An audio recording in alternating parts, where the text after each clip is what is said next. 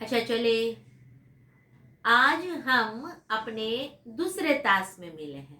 आज हम अपने दूसरे ताश में मिले हैं। फिर से हमने 9वीं कक्षा का 18वां गद्य जो है वो अंधेर नगरी, उसका दूसरा भाग आज हम पढ़ेंगे। जहाँ से हमने छोड़ा था वहाँ पर से देखो, आपके पेज नंबर 85 है। 85 में हमने हलवाई का दूसरा संवाद, वहां तक हम आपने पढ़ा था। आज हम फिर से पढ़ेंगे। आज हम अभी गद्य का वांचन करती हैं। आप अपनी बुक लेकर बैठ गई होंगी, आशा है। बुक भी खोल लेना, पेन पेंसिल वगैरह हाथ में रखना। और बुक भी आपको कल समझाया गया था, उसमें आपने गृह कार्य जरूर से किया होगा। आपको सभी समझ में आ गया होगा। अगर नहीं समझ में आया तो आपको जो भी बात समझ में नहीं आई उस बात की नोंद कर लीजिएगा।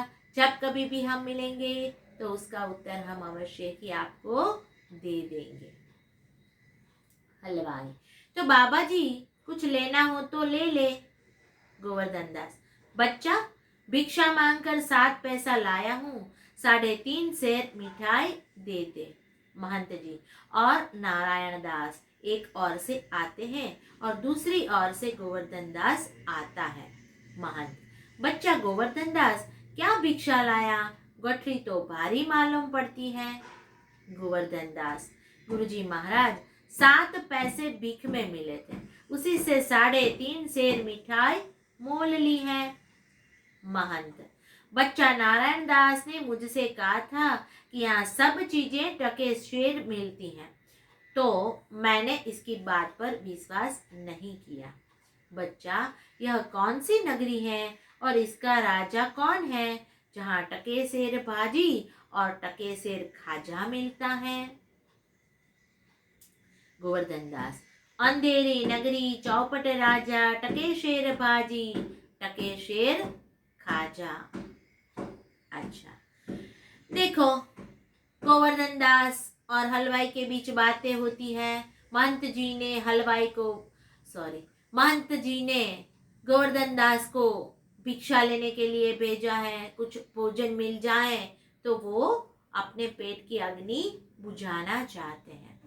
तो गोवर्धन दास जो है वो पश्चिम की ओर चले जाते हैं। वहां पर से सबसे पहले वो कुंजरीन से मिलते हैं, कुंजरीन के बाद वो हलवाई से मिलते हैं। दोनों से मिलके उसे पता चलता है कि यहाँ सभी कुछ टके शेर मिलता है।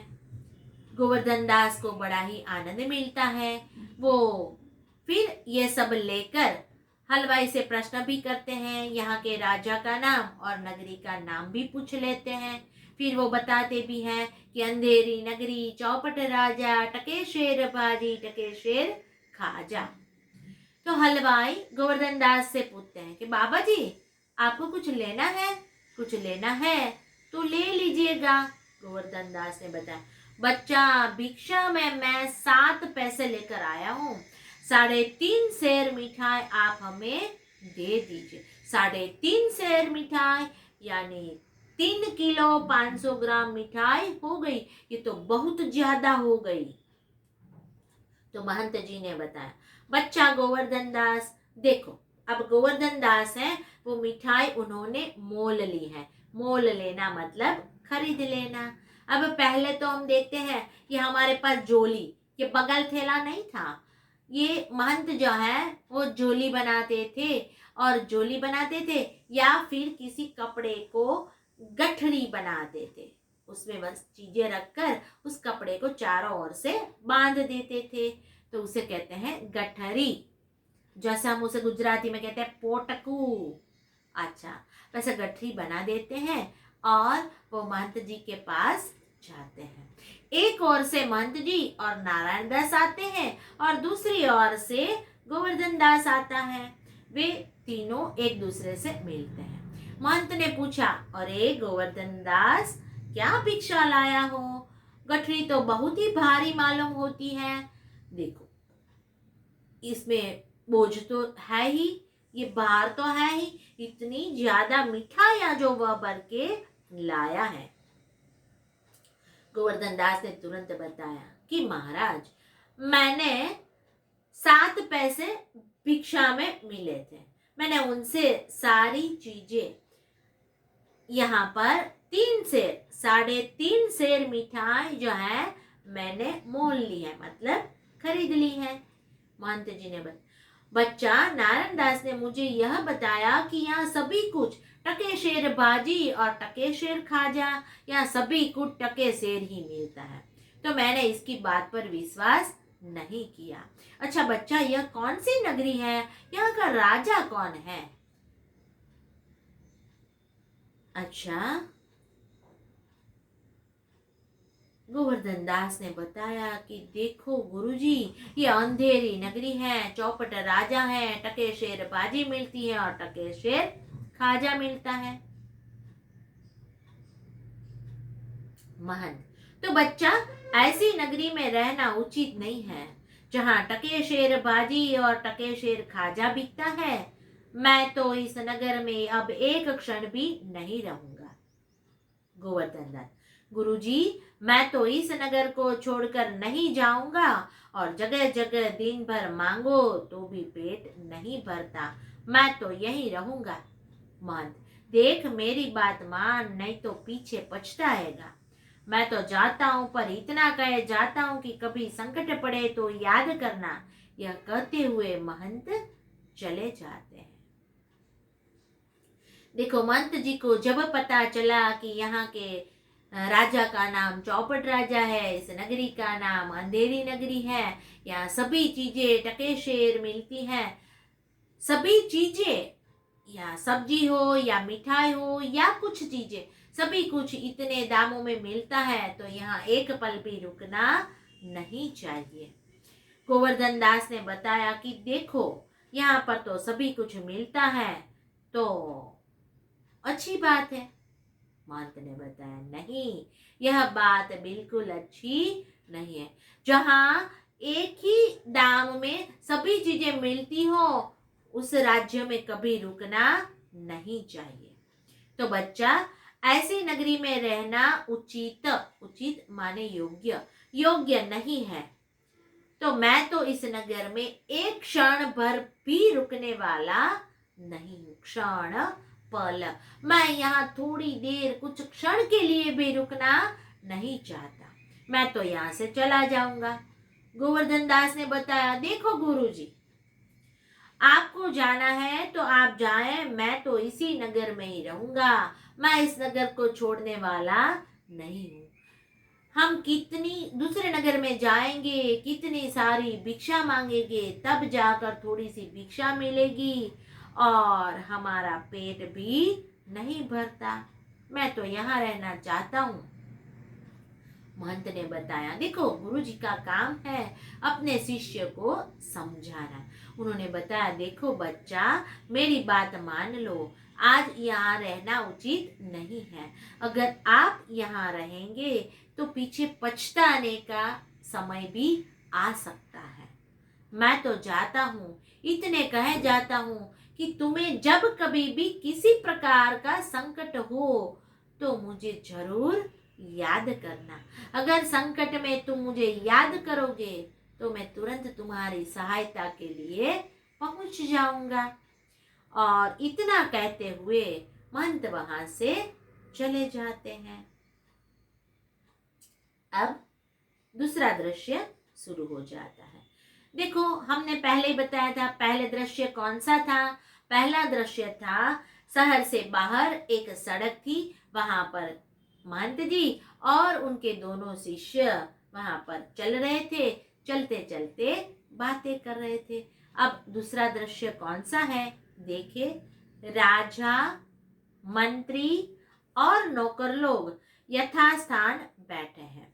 पर्दे के पीछे से दुहाई है का शब्द होता है। देखो, यथास्थान, अपनी अपनी जगह के अनुसार। देखो, राजा की जगह पर प्रजा नहीं बैठ सकती, जहां मंत्री की जगह है वहां पर सिपाही नहीं बैठ सकते, सिपाही को खड़े रहना है, मंत्री को पहले स्थान मिलता है और राजा को उसका सिंहासन मिल जाता है।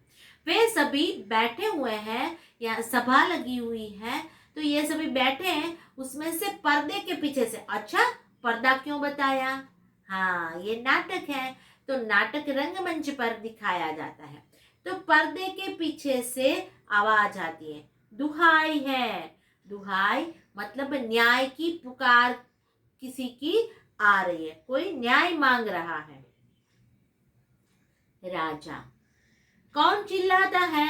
उसे बुलाओ। तो दो नौकर एक फरियादी को लाते हैं। राजा ने बोला, अच्छा, ऐसा कौन चिल्लाता है? जोर जोर से कौन आवाज दे रहा है? उसे बुलाओ।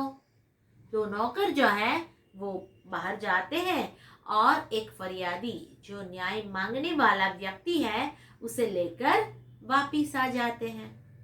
फरियादी, दुहाई महाराज, दुहाई। राजा, बोलो क्या हुआ?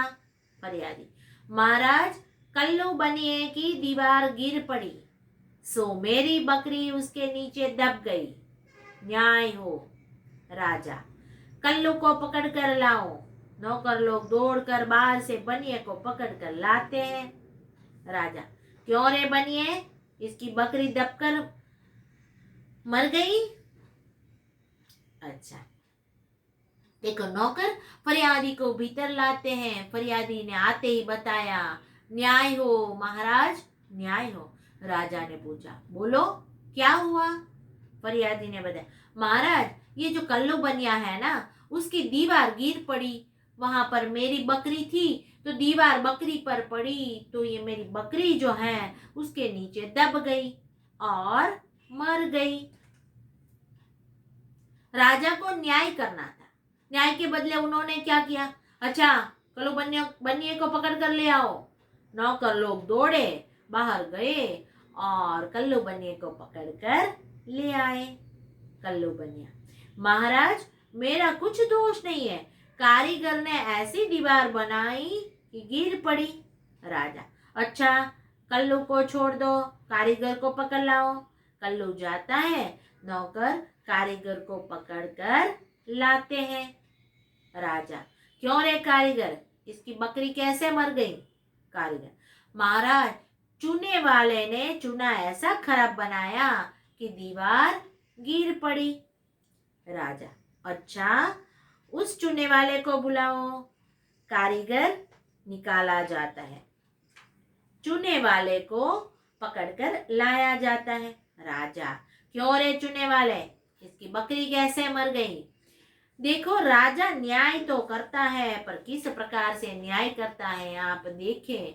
उन्होंने जैसे नाम है चौपट राजा, अंधेरी नगरी, अज्ञानता से भरपूर नगर का राजा, वो भी अज्ञानता में डूबा हुआ है। राजा ने कल्लू को छोड़ दिया और उन्होंने बताया, जब कल्लू आ जाता है तो उन्होंने बता दिया कि देखो, कारीगर ने ऐसी दीवार बनाई तो इसमें मेरा क्या कसूर है। राजा ने कल्लू बनिए को भी छोड़ दिया और उसे बता दिया, देखो, इसे भी छोड़ दो, कारीगर को पकड़ कर ले आओ। अब कारीगर आ जाता है तो कारीगर से पूछा जाता है कि इसकी बकरी कैसे मर गई।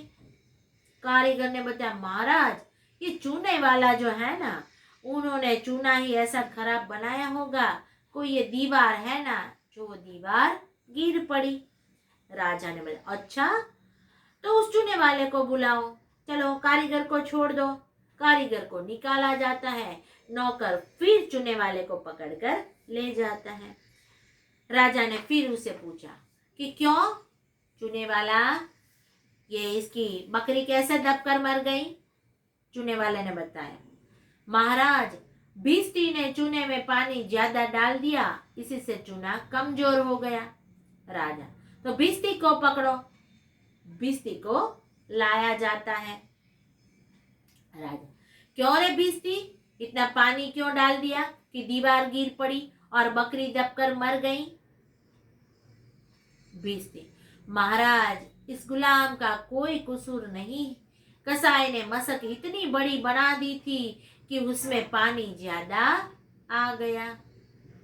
अच्छा, चूने वाला आ जाता है। महाराज ने उसे भी पूछा कि देखो चूने वाले, इसकी बकरी कैसे दबकर मर गई? फिर से वही बात, मैं तुम पे आरोप डालती हूँ, तुम उस पे करके आखिर बात पहुंच गई भिस्ती तक। चुनने वाले ने बताया कि भिस्ती, हमने भिस्ती बताया था, भिस्ती किसे कहते हैं? मशक में भरकर पानी ढोने वाले व्यक्ति को भिस्ती कहा जाता है। कि भिस्ती ने चूने में पानी ज्यादा डाल दिया, तो ज्यादा पानी होने के वजह से ये मशक जो है ना, उनसे पानी डालने से ये चूना मेरा कमजोर हो गया। राजा ने अच्छा, तो भिस्ती को पकड़ कर ले आओ।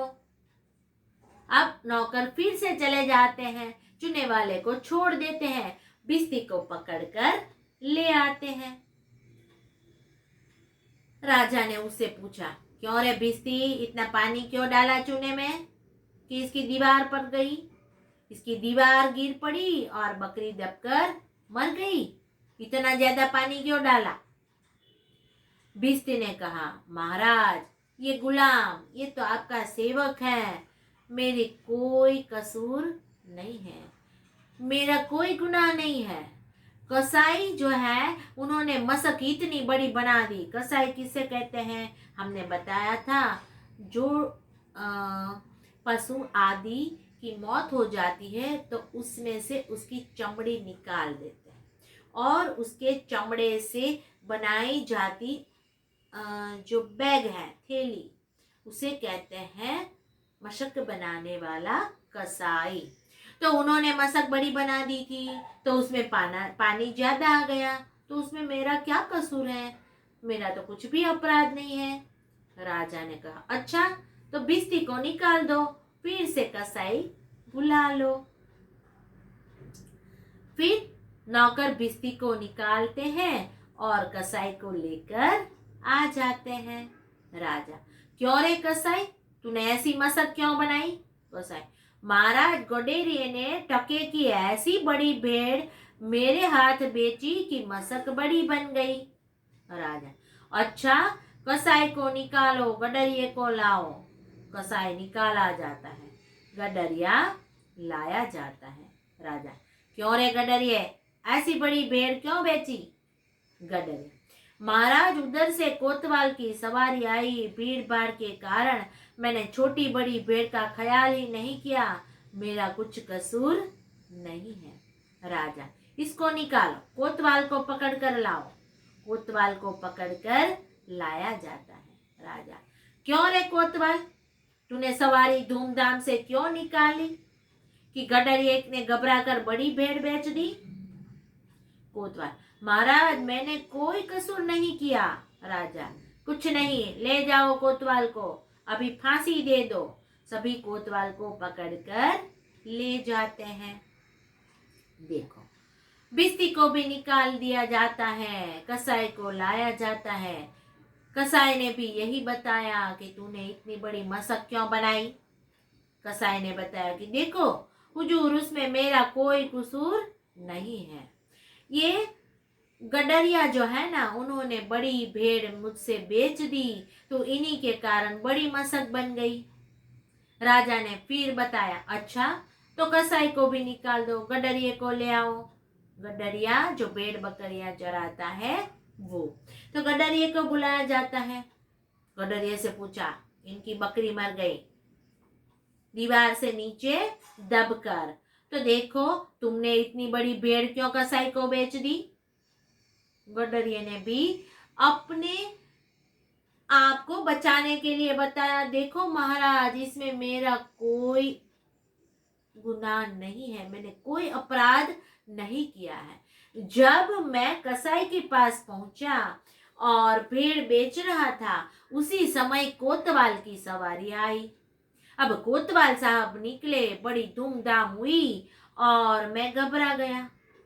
उसकी सवारी देखते हुए मैंने न इधर देखा, न उधर देखा, न छोटे बड़े का ख्याल रहा और मैंने तो बड़ी भेड़ ही दे दी। राजा ने कोतवाल से, अरे कोतवाल, तुमने इतनी धूमधाम से सवारी क्यों निकाली कि गडरिया ने घबरा कर बड़ी भेड़ बेच दी? अच्छा, कोतवाल ने बताया, महाराज, मेरा तो कोई कसूर नहीं है, फिर आप मुझे क्यों डांट रहे हैं?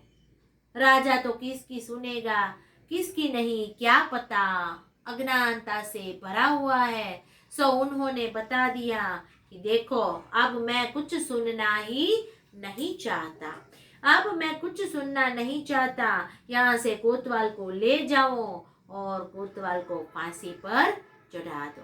फांसी पर चढ़ा देना मतलब गले में एक बड़ी सी रस्सी डालकर उसमें गांठ लगाकर नीचे से खींच लेना, जो वहां पर कोतवाल को रखा जाएगा और फांसी दी जाएगी। यहाँ पर हमारे नाटक का दूसरा अंक भी पूर्ण हुआ। आज का यह हमारा जो लेक्चर है हम यहाँ पूर्ण करते हैं। आज आपको गृह कार्य करना है। जितना भी नाटक हमने पढ़ाया है उसको पढ़ना है, समझना है, फिर उसका अर्थ भी आपको लिखना है, फिर रिक्त स्थानों की पूर्ति और एक एक वाक्य के प्रश्न को आप लिखेंगे। आज आप इसमें से करीबन 10 प्रश्न के उत्तर लिखेंगे। चलो बाय बाय, अब अगले क्लास में हम जरूर मिलेंगे।